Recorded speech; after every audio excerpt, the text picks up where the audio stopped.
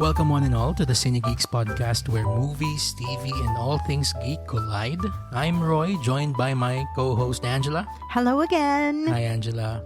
I'm so excited to get to today's discussion about the two great movies that we saw this week. Yes. Yes, so first one is Soft and Quiet by Beth De Araujo. And the other one is Talk to Me, written and directed by Danny and Michael Filippo. Now, these two are fantastic horror movies that are showing this weekend in Philippine cinemas. That's right. Yes. So, of the two of us, you are more of the horror connoisseur. Ange. Yes. Yeah. And ever since we've been together, you have been bugging me to watch horror movies with you. I have. Yes, that is a fact. Yes, like since the beginning of time. Yes, and I know what you're thinking, my fellow Cinegeeks. Yes, I am a scaredy cat. I admit that. Yes, I've only ever willingly gone into a horror movie once, and that was Cabin in the Woods. What year was that? That was 2012. Wow. Yes, so it's been that long. 11 years 11 ago. years ago, wow. exactly. But ever since, it's always been me saying that, hey, this new horror movie looks great. Why don't we go see it? Okay. And then I'll get your hopes up, and then we end up watching something else. Yeah. So right That's now, as far as you go. Yes. So right now, in front of the world and my fellow Cinegeeks, I would like to apologize to you for giving you quote unquote horror movie blue balls. Well, after this episode, I'm sure you're forgiven. Thank you. Yeah. Yes. So for the two movies today, we have again Soft and Quiet.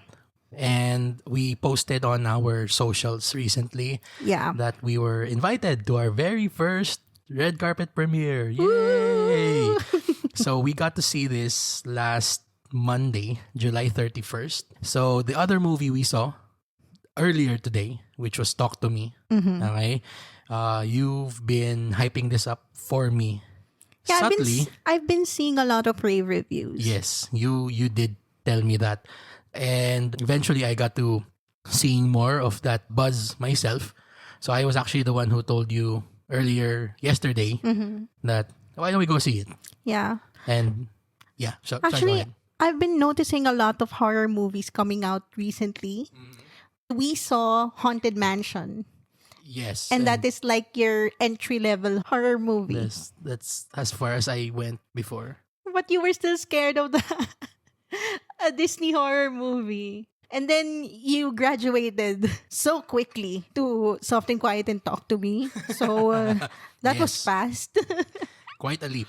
Yes. So Indeed. if you missed it during our Marvel episode, we gave a very, very brief, I don't know if it made the cut. It made the cut, yeah. So we gave a very brief review / recommendation of Haunted Mansion. Yes. So again, if you really have nothing to do and can you've see seen it. this, go ahead. Just go ahead and watch it. But know that there are better alternatives this weekend as well. Yeah. I mean, I noticed it at the cinema. Of course, Barbie and Oppenheimer are still there. But there are like 3 horror movies if you count Haunted Mansion. Actually, there's one more we haven't seen yet. Cobweb. That's 4. That's 4. The one starring Anthony Starr or Homelander from I've been Amazon seeing Prime's The Boys. Yeah, I remember the trailer. Is this the year of horror, you think? I hope so. I mean, I don't know when the last time was that there were so many horror movies that came out one after the other. I mean, not just really horror movies per se, but quality horror movies. True. Because, I mean, SM Cinema picks up so many trash movies just so they can show Let's not it. call it trash. Okay. Maybe B movies. B movies. Okay, fine. So let's call it B movies. But this is the first time that I've actually seen that one after the other, 2 great horror movies came out. And again, there's another one, Cobweb, where we haven't even seen it, just the trailers of it. But I would like to think that it's also a good, if not a good movie, but at least a great time Yes. in the movies. The horror connoisseur in me is very, very happy right now. I I would think so. Yeah, and then the look on my face is like Wednesday. I can see you earlier when we were watching. Yeah, I was Talk to very me. goth. You were having fun watching me squeal and scream and shout. Yeah. I was already grasping, not just grasping, I was clutching your entire arm Yes, you for were. long stretches. Okay, so with that in mind, what we're gonna do today is this. Okay, we are going to be giving our points of view, okay, about the two movies from both the perspective of the horror expert, which is Ange, and me, the horror novice. Okay. Okay, so first movie we're gonna be talking about is Soft and Quiet, once again, written and directed by Beth De Araujo. This movie competed in the 2022 edition of the South by Southwest Film Festival. You may know this as the SXSW Film Festival. On Rotten Tomatoes, this film currently holds an approval rating of 87%. And on Metacritic, the film has a rating of 82 out of 100, which is, for them, it's universal acclaim. Wow. Yes. So just to give you a quick background for both Rotten Tomatoes and Metacritic, Rotten Tomatoes just aggregates the number of reviews that are positive, and that's the 87%. So 87% of the reviews they collected is positive. But for Metacritic, they actually count the score on the review. Yeah, 100% of all the reviews. Of all the reviews that they collect, Okay. they count the score. So that's the average of 82 out of 100. Now, Soft and Quiet was partly inspired by a 2020 incident in Central Park, New York, where an African-American birdwatcher was falsely accused by a white woman dog walker of harassing her. The birdwatcher recorded the woman making a 911 call that falsely accused him of said harassment, and she was eventually charged with a misdemeanor for filing a false police report, but the charges were eventually dropped. So I think you may have an idea of where this is going. Okay? So, Ange, what did you think of Soft and Quiet? Well, I don't want to give away a lot because it's best to experience the movie without knowing anything. Don't even read about the movie. It's best to not know things and just feel it. Just feel the vibe of the movie. Yes. It was very well made. And you know what makes a horror movie good? Go on. It's when the characters give in to their worst impulses. And by worst impulses, you don't mean the tropes where this character goes to this room and then we all say, no, don't go there. No, it's more worst impulses of being the worst parts of being a human. Yes, it's when you relate to the character and you can see yourself being in that kind of situation as well. You really weigh what you will do when you're in that same situation. And sometimes, thought experiment is, just a thought experiment, but it's when you act on those thoughts. That's when real shit happens, so to speak. Yeah, pardon my French. But yeah, there is an air of complicity when you watch it because it has this kind of vibe where you're like in the middle of the events. It's as it unfolds. Somewhat voyeuristic. It's voyeuristic, yeah, that's the word. And I don't think this is a spoiler when we say that, technically speaking, the movie is a great achievement because it's actually shot in one take, the entire movie. And well, it appears to be. Yes, of course. It's shot to appear like one long take, one long movie, the entire 90 minutes or so. And the part where you were talking about earlier where it felt like you were complicit to the actions of the, I'm gonna say, protagonist in the loosest way possible because the characters, let's say, they were in this story. They're the protagonists. They're the ones propelling the action forward. Okay. So we're with them, and it feels like we're partaking in these actions, these impulses that they act upon. Yes. Sorry, I'm very happy that the trailer does not give anything away. Actually, yeah, it doesn't.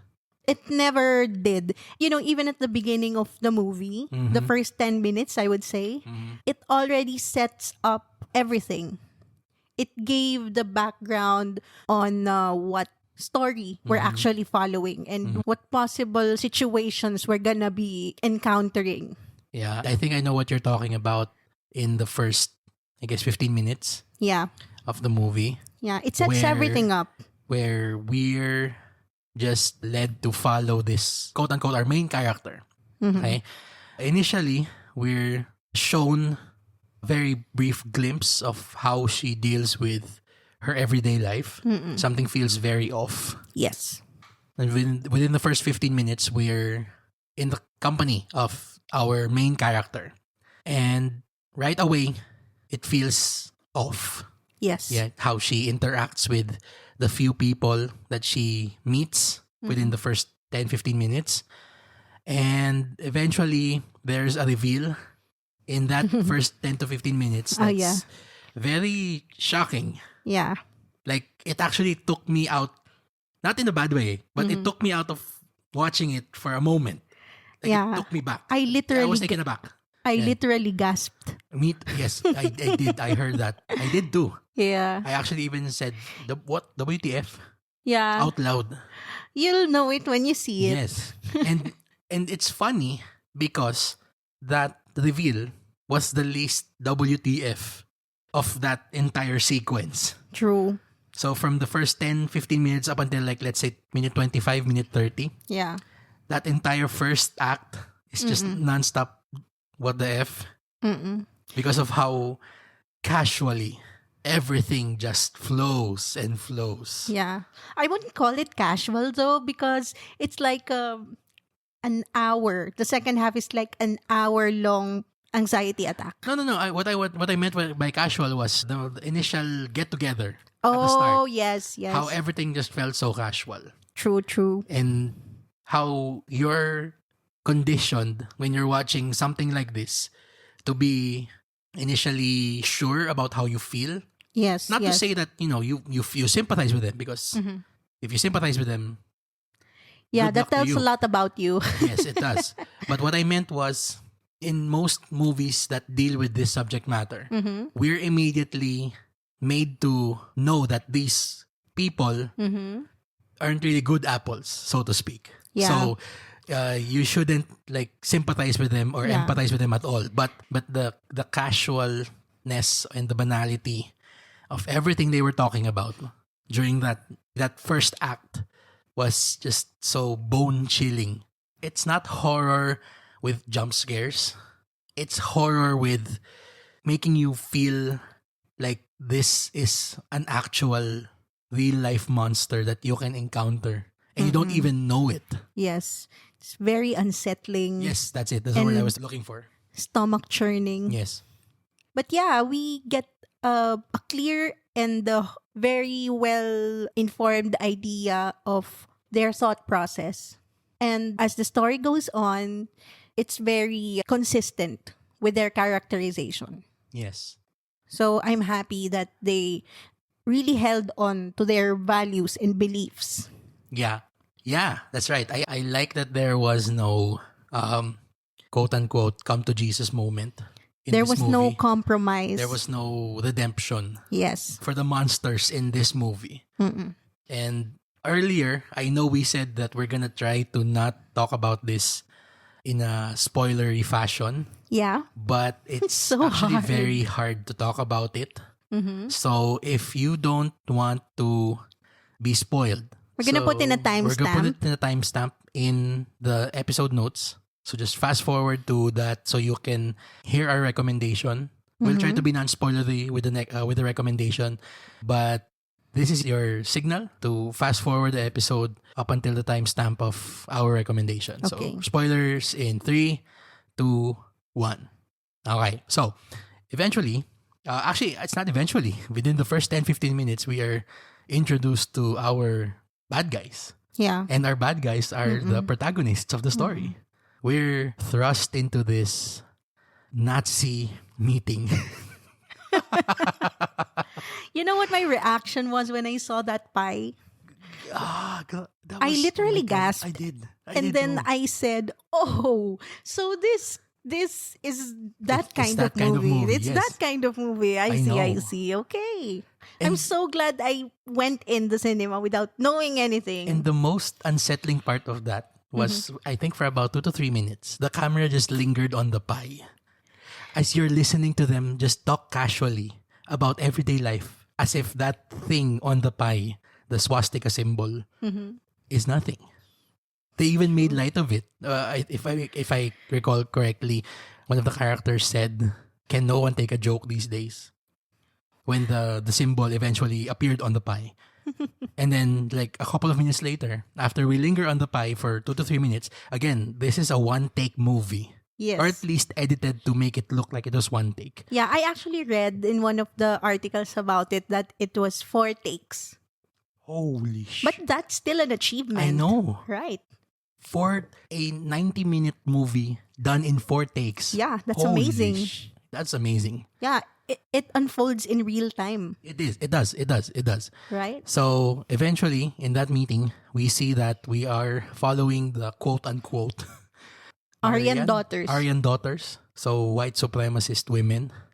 And you know how they see themselves as the victim in this situation? It's the cognitive dissonance is, it's initially it was laughable Mhm. because of how you hear someone just casually spout evil nonsense. Mhm. You think that, oh my God, these people are so cartoonish. And then eventually it becomes personal. Yeah. It becomes quote unquote relatable for them. Yes. And then it just, the laughable vibes suddenly become sinister. It becomes bone chilling how Mhm. how casual they're talking about attributing their failures to other races. Yes. Like when it's funny because when you hear their conversations, you hear them actually admit to contributing to their own shortcomings, Yeah. and then they still blame these other people. Like you for- said, the cognitive dissonance is Yes. just astounding. Yes, that's it. And so after this meeting of white supremacist women, we eventually go to the store, to the convenience store owned by one of these women. Yes. And they went to the store because they're just trying to get quote unquote supplies, food for their night in. Yeah. And then in comes a Hispanic or Asian, I think there are two Asian women. two Asian women who want to just buy a bottle of wine. Yes. And immediately, everyone in the store, the quote unquote Aryan daughters that we've been following so far, are so effing hostile.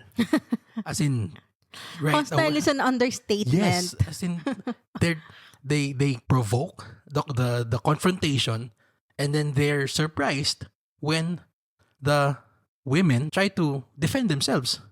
So then the sinister vibes, the bone chilling vibes, just becomes even more uncomfortable. Yeah. That's for me the biggest horror of this movie. It's not the jump scares, it's not the slasher. There's actually no conventional horror trope in this movie.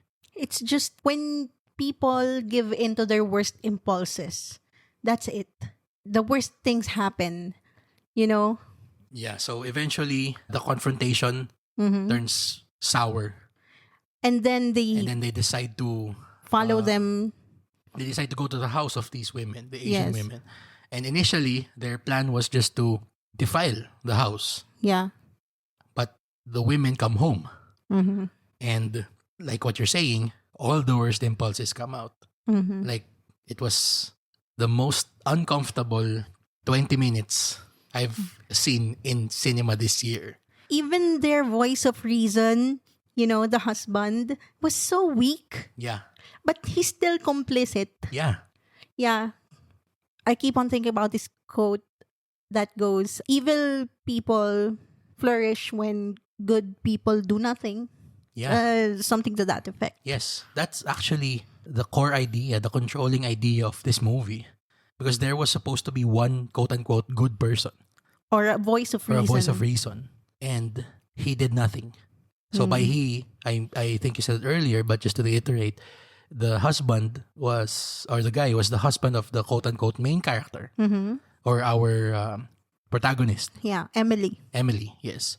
So her husband tries to reason with her to not go through with hurting these women, but they don't want to listen. They want to give in to their grievances and eventually their worst impulses, and then they eventually hurt these women. Yeah, and you know their mantra Yeah. that informs everything they do? What? They think they're so soft and so quiet. Yeah. So the reason why the movie is called Soft and Quiet is because during the first act in the meeting scene, they're trying to come up with a name for their newsletter. What the newsletter? The fuck? But there Yes. exists Yeah, exactly. newsletters like Exactly. that. So they think that they can call themselves soft and quiet because they won't be under suspicion, because they'll be soft and gentle, as womanly as possible, As feminine. as feminine as possible, Yeah. and quiet because they're gonna try to do their plans in secret. And they contrast it with the liberals being loud.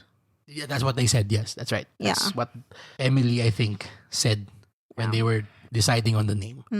Anyways, fast forward, they do all these unspeakable things, and there is this one character, one of the daughters, Aryan daughters, that is really the worst of them all. Oh my god, I fucking hate her. Yeah, so and much.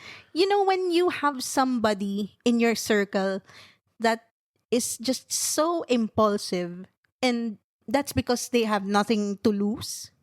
Yeah. It's very important to surround yourself with the right people, because when you have that one bad egg in your circle, it just spoils everything, Yeah. you know? Because we're not absolving. Of course, this is a fictional, albeit inspired by unspeakable true events that happen mostly in the United States these days. But there was a part in the movie where the lead character, Emily, was sort of given an out, especially when the husband was there, her husband. Yes. But she actually twisted the husband's voice of reason into saying that, and I will quote, that he was a pussy. He was being a pussy about, not defending her pride or her honor. And he just shrinks away because his ego was hurt. And what takes over the voice of reason was this character you were referring to, Yeah. that just egged them on and made them do, not really made them do, but just continued and just cheered them, actually. She kept on coming up with ideas. Worst and worst The ideas. worst ideas ever. Yes. So eventually things go from bad to worse, and from Yeah. worse to actually unspeakably bad. Yes. But herein lies the true horror of the movie, because one of them is killed by these women. Yes. Not killed by murder weapon, but she was fed peanuts, and it turns out she's allergic to peanuts. And that's when this character, the unspeakably evil character, she motions to get the EpiPen, and then when she gets back to the person, she just stands there and then throws the EpiPen away, and then says, "Oh, she's dead. She doesn't need it." Like that part, just They don't see the Asian women as humans. it's chilling. It's so scary, so horrifying. Horrifying. That's that. It's not horrifying with supernatural elements. It's horrifying because you know that there are people like this that exist in the world, and you are constantly on your toes, carefully not offending anybody, because you know that there are people who will, just Who don't see you explode. as human. Who don't see you as human. Yeah, that's right. And they're in plain sight. That's the thing. That's even the scariest part. They have these secret meetings where they say everything that's on their minds. But, the rest of us will never know. Yeah. So there, we leave it at that for our spoiler part. So we enthusiastically give this a recommendation. I give this an enthusiastic recommendation Same here. because of it being a horror movie. Again, we will reiterate it. It's not a horror movie with supernatural monsters and scary makeup Yeah. and whatnot. It uses real life atrocity to scare you into hopefully being aware of, people like this. Yeah. And again, like what you mentioned earlier, you said that evil only flourishes when good people do nothing. Yes. And don't be afraid of ghosts. Be afraid of people. Yes. Because They're the ones who can hurt you. yeah, For real. for real. Yeah. It's a very chilling movie. Very, very, very scary. It's actually a very bare bones indie movie. It's a sleeper hit. It's a very, very sleeper hit. Yeah, it's funny because when I saw this in Rotten Tomatoes, the critical rating was very high, or the approval rating was high. But the approval rating for the audience was very low. So, what do you think contributed to this low audience approval? Well, not everybody can relate to it. Yeah. First and foremost, only people of color can really see the reality of this because we feel it. It happens to people, Especially in the United States. especially in the United States. Yeah, And that's right. I would think that it might have been review bombed. That's also one, yeah, I think. Because before, Rotten Tomatoes had this system where audience ratings were only given by verified users. So they had to give proof that they actually watched the movie. Yeah. Recently, they relaxed that. So it went back to the old system where anyone could just, rate the movie. So I think there's credence to your theory. And also, it's political. Yeah. Anything about politics in the States right now is Yeah, especially there. a soft spot for them. Yeah. Anyway, so yeah, I guess for the two of us, Yes, It's, please watch it. 2 thumbs up. Yeah, and best experience it in the cinema because that uncomfortable feeling and stomach churning You moment. won't be able to pause this movie in the cinema. Yeah. It's just nonstop, 90 minutes nonstop tension. So Why yeah. don't we go on, Ange, to our next movie? Okay. Let's talk about Mhm. Talk to Me. So we saw it tonight. Yes. And just a little background on the movie. Mhm. It was written and directed by Danny and Michael Filippo. And it has a Rotten Tomatoes approval rating of 95%. Wow, 95. Yeah. And 76 out of 100 on Metacritic, which is generally favorable. Mhm. Okay. Yeah. So you've already explained how that works, right? Yes. By the way, Mhm. the filmmakers, Danny and Michael Filippo, this is their feature film directorial debut. Mhm. And they are YouTubers Yes. who specialize in horror videos. Yes. And they're actually award-winning. Yes, that's right. Yes. And so good that it also joined the S by SW. South by Southwest. Yes, Yeah. this year, I think. And it was picked up for US release by A24. Mhm. One more thing, according to Wikipedia, in the United States and Canada, Talk to Me was released alongside Haunted Mansion. Mhm. Okay. And was originally projected to gross For- 425 million Yes. from 2,340 theaters in its opening weekend. After making 4.2 million on its first day, First day. yes, including 1.3 million from Thursday night previews, Mhm. weekend estimates were increased to 10 million. Which it actually made. Yes, Uh-huh. yes, it debuted to 10 million. Wow. It finished in fifth and marked the best start for an A24 film since Midsommar in July 2019. A24 really knows how to pick the best of the best. Yeah, they specialize in that. They specialize in finding diamonds in the rough. That's true. When A24 gets your movie, it's an automatic Seal of approval. Exactly. That's right. And also, it also has a lot to do with the word of mouth. Oh yeah, including ours. So our words are what we're mouthing right now. Okay. And to think that they happen to coincide with Barbie and Oppenheimer Oh yeah. and Mission Impossible. Well. And they go alongside Haunted Mansion, which is a Disney movie, right? Mm-hmm. So that's amazing. I know. Yeah. So tell me, Roy, what did you think of Talk to Me? Okay. So Spoiler free. Spoiler free. Okay. So, again, when at the start of this episode, I said that I was a horror, or I still am. I still am a horror novice. Okay? I wouldn't say that I've already graduated into watching, horror movies regularly. Okay? But I had so much fun watching this. I personally, I get easily rattled. Yeah. I'm easily scared. Like when you creep up on me while I'm cooking something, I jump up and scream. Yeah. Even if I know that it's just you and me in the house. You're a scaredy cat. I am a dad. scaredy cat. Yes. I am a scaredy cat dad. Yes, that's me. Okay. It was exciting. It was so much fun. It's actually the best movie-going experience I've had this year. Okay. Okay? Actually, if I can compare the movie-going experience to Oppenheimer because of how the audience was so enamored with the movie.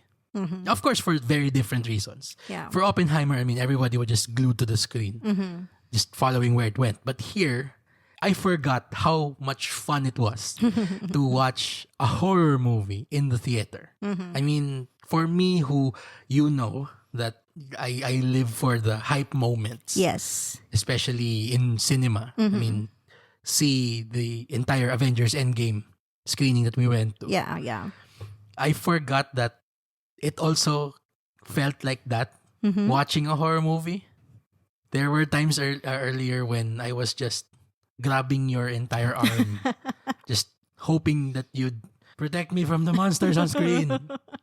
And there was also this one So cute. moment. There was this one moment where I literally thought that I was the one who shouted the loudest.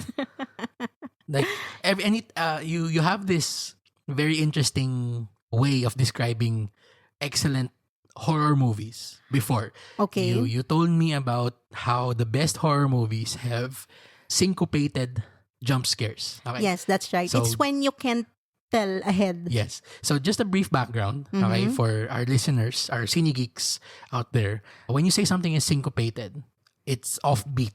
Yeah. So it's actually it's a music term. Okay. So instead of usually songs go from 1, 2, 3, 4. 1, 2, 3. They have a regular beat. Yeah, But- it's irregular and it just lands on a very unlikely beat. Yeah, so that's so relating to the horror movies that Ange was talking about, the great ones. The great horror movies have scares that you don't anticipate.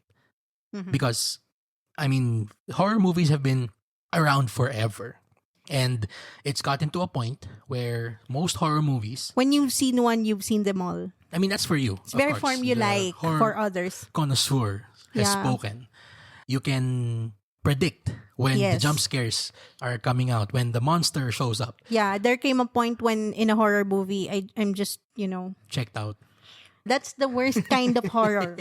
When you Yes. can tell a mile ahead what's When gonna the happen. scare. And actually, that's what contributed to us not really recommending that you watch Haunted Mansion or Haunted Mansion in the cinema because it was formulaic. I mean, aside from Yeah. it being a Disney movie with unnecessary quips here and there, a lead character that didn't feel like a lead character. A reluctant hero. Yeah, the horror didn't feel horror-y.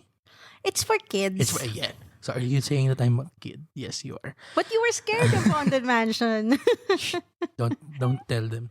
Anyway, okay. So for me, the almost 95 minutes of Talk to Me was just nonstop thrills. You said it best when we left the theater. It felt like a roller coaster ride in the best way Yeah. possible. It's a very exhilarating ride. I missed that. I forgot how good it feels afterwards Yeah. to watch a horror movie. The last time I felt this way was, of course, after Cabin in the Woods. But when we were talking about this, back when we were new together, you said that Cabin in the Woods is also a horror movie for babies. Yeah, it's a comedy. It's a satire. It's actually, yeah. I mean, looking back now, okay, even I can say that it's not a horror movie. It's satirizing the slasher films slasher of genre, old. yes. Yeah. And actually, the horror element just goes out the window during the last 20 minutes. Yes, Because- when it broke the fourth wall. and just blood rains everywhere. Yeah. You're just cheering for the monsters by then. Every time they come out, come out the elevator, right? When because what they did was just real quick, they like destroyed the mechanism that holds all the monsters down. Yeah. So every time, When they failed to kill everybody, yes, all hell broke loose. yes, inside the And then the world office. ended. Yes, that's it. Yeah. So it's funny because they said that the fate of the entire world lies on whether or not they will all be killed in that cabin. That's right. So that's why those slasher films exist, Yeah, to save us all. so meta. Hopefully we can talk about that movie in an episode where we look back on old Yeah. great movies. Yeah, our Video City Our Video City- recommendation of the week. Yes. Ooh, watch out for that. Video City recommendations. Working title for our classic movie series. Okay, so just going back to Talk to Me for a Okay. moment. Talk to me. Yes, I'll talk to you about. Okay. Stop. Why are you holding my hand? Stop. Okay, stop holding me. Anyway, we're gonna get into spoilers in a bit. Okay, but for me, just non-spoilery thoughts. It's a fantastic thrill ride. I know it already came out like a couple of weeks ago. I think this is the second week already. Yeah. So you have to watch this while you still can. Okay, for our Cinegeeks in the Philippines. Yes. Okay, time is running out for you to see this in the cinema. And you know what? It's amazing because our theater was almost full.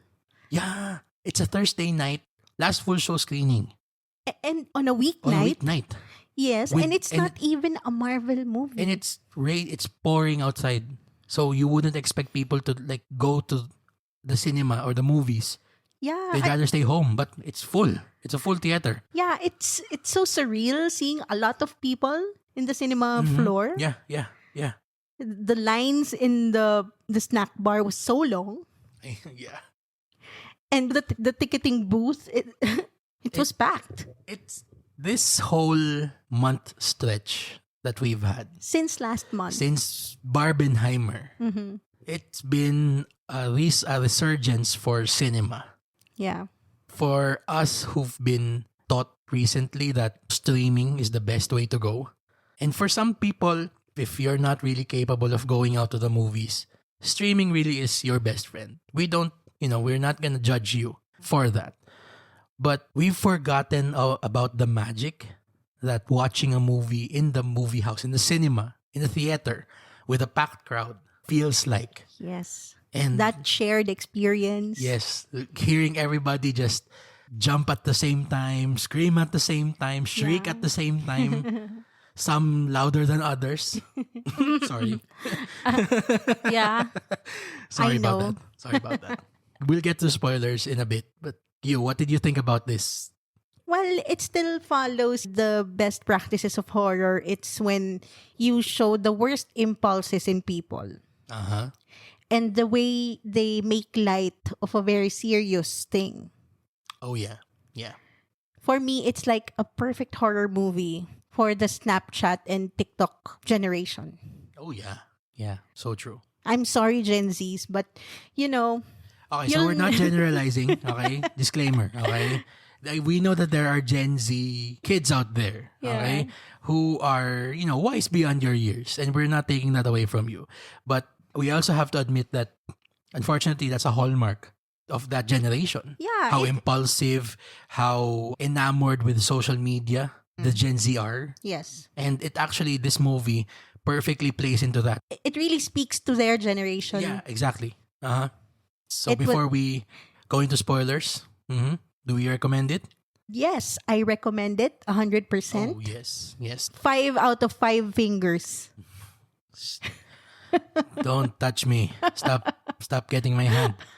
Anyway, okay. So, it's a recommendation for us both. Again, timestamp in the episode notes for when you can forward to the end of our spoiler thoughts. Okay. Okay, so if you're still here and you've watched it, again, Spoiler warning. spoiler warning. In 3, 2, 1. Okay, go. Okay. So, the movie just basically has a very simple premise. Okay? As many great movies have. There's this occult artifact that these kids somehow have. It's an embalmed hand. An embalmed hand of a medium that, makes them communicate with the dead. Yes. So, our lead character, she volunteers initially to, go through this experience. And she ends up conjuring evil spirits. And one of them appears to her in the form of her recently deceased mother. Yeah. Well, she's, when you have seen a lot of horror movies, you already know that when it comes to exorcism or possession, it's usually the grieving ones who are very susceptible. Yeah. And the main character that we followed, we were introduced to her. She just exhibits all the qualities of a person very ripe for demon possession. According to the rules of horror movies. Yes, according to the rules of horror the movies. rules of horror movies. Okay. Yeah. Reference to Emily Rose. The exorcism of Emily Rose. Yeah. Okay. Anyway, what started out as a trend on Snapchat, well, naturally, these kids would want to be in on this trend. Yeah. Right? So, just initially, the main character sees that her quote-unquote group circle of friends are partaking in this trend of conjuring the dead. Yeah. And they share it on Snapchat. Yes, and this is like their way of, getting high. Yeah. It actually kind of reminds me of Flatliners. Yes, That's it. yes. Yes. I thought of that. I was trying to think of earlier what movie it reminded me, and yes, it's Flatliners. It's Gen Z Flatliners. Yeah, but with social media. Well, yes, exactly. It's funny the way she described the experience as amazing. Actually, that made me laugh out loud. Actually, within the first minute, Yeah. there's a big like hill and then drop. If to use roller coaster terms. Yes. So there's like a background. Yeah. We're like watching the ending of a previous story. Yes, and then it goes into the character, the main character is the one we're following, and then like after 10-15 minutes of setup, then we get to the first get together with Yeah. this hand. It's good that they didn't really hold out too long. Yeah. They just gave it Right away. right away. Yeah. And when they gave it, it was Satisfying. Yeah. Yeah. I had my face covered and my ears covered.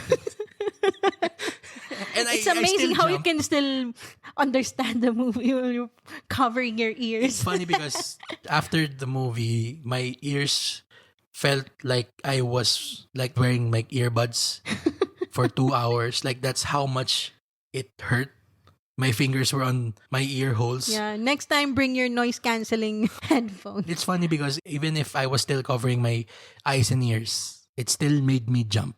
As in, this one scare I was referring to earlier, like it's towards the end where she was possessed by her mother. And she says that her father talked to her a scene before, a scene prior about her mother. So the daughter, or the lead character, goes to her room, tries to compose herself after hearing the quote-unquote suicide note.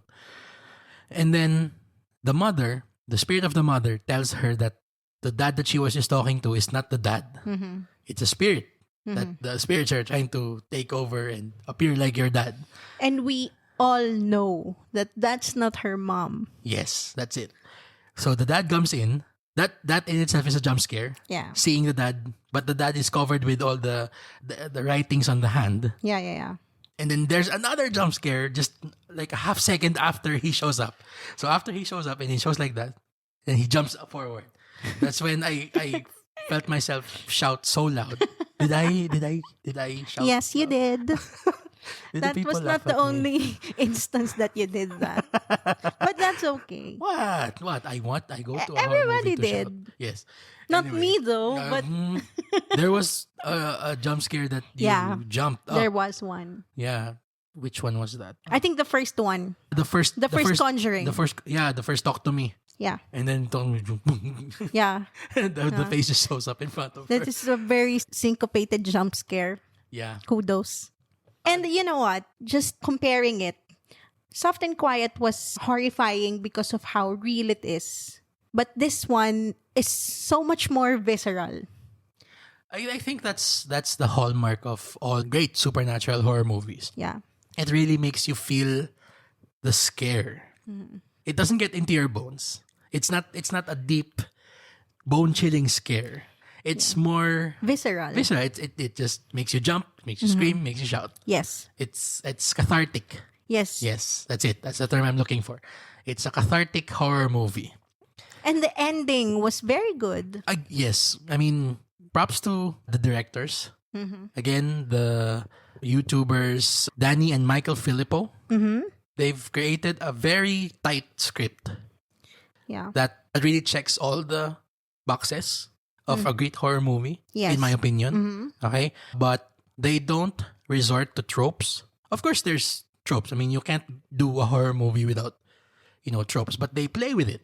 They did it right. And I was actually asking you this earlier after we got out of the cinema. Did this compare to James Wan and his Insidious movies? A little bit. How so? Well, they followed James Wan's formula of syncopated jump scares. And, the supernatural aspect of it. They set up all these rules. Although, in this movie, it might be just a little nitpick on my part. But her death magically healed Riley. I don't understand how. Or there was this character who was so severely incapacitated because of his exposure to the conjuring of the demons. Yeah, or the and evil spirits. Who was the old woman? At the end. Yeah, who was that? Where was she before? So we know about the mom being not her mom, but who was that in the wheelchair pushing her to kill the kid? Or to kill her so that the kid will be freed, Yeah. so to speak. So those rules in universe was a little bit wonky, but that's just a nitpick. Just the difference between this one and James Wan is because James Wan establishes The rules. more detailed lore, Yeah. especially in Insidious So- and Conjuring. So before he makes the action go forward, you're already quote-unquote armed with all this knowledge, with like airtight logic of how the scares and how the evil quote-unquote in the story works. Yeah, although most of the time in horror, they subvert that in the end. Too. That's true. But yeah, maybe a little bit, this ending did not make sense to me. But, the parallel, the poetry of it Yeah, I appreciated that. was satisfying. It was very satisfying. It was ending. cathartic. Yeah. It was karma. What goes around comes around, right? Right, yeah. Like how they were making fun of the spirits. Yeah, that's right. And then at the end, she was the one She's the spirit. being, Conjured. yeah. Yeah. So, do you recommend Talk to Me? Yes. Enthusiastically? Yes. Yes, very much so. I do too. So, coming from a person who doesn't watch horror movies that much, I will say that this is a fun night out in the movies. Yeah. It is a fun horror movie. It is so much fun. It's so much fun. And the fact that you're watching two excellent writer-directors in their feature-length debut. Yeah. I mean, I'm not really one to say that I want to watch the next horror movie right now, but I am excited Their crossover from YouTube to to the feature films. yeah, amazing. I'm excited where they take their skills next. Yeah. So that's it for Soft and Quiet and Talk to Me. Cinegeeks, if you've seen either of these movies, please share with us what you thought about it. Comment it on our social media. Again, we are on Facebook, Instagram, and Threads at Cinegeeks Pod. If you have any movie or TV show suggestions to us, just go ahead and hit us up. Yeah, we had so much fun talking tonight about these two excellent horror movies. So many good movies So many lately. good movies lately. And so many good movies upcoming soon. We have Teenage Mutant Ninja Turtles. coming Blue soon. Beetle. Blue Beetle. Past Lives. Yeah. And we also will be talking about Cinemalaya 2023. Ooh. We are so excited for that. Yes, we are. Our first Cinemalaya as the Cinegeeks Podcast. Okay, so watch out for that. Okay, so for my co-host Roy, this has been Angela. Thank you for listening to the Cinegeeks Podcast, where movies, TV, and all things geek collide.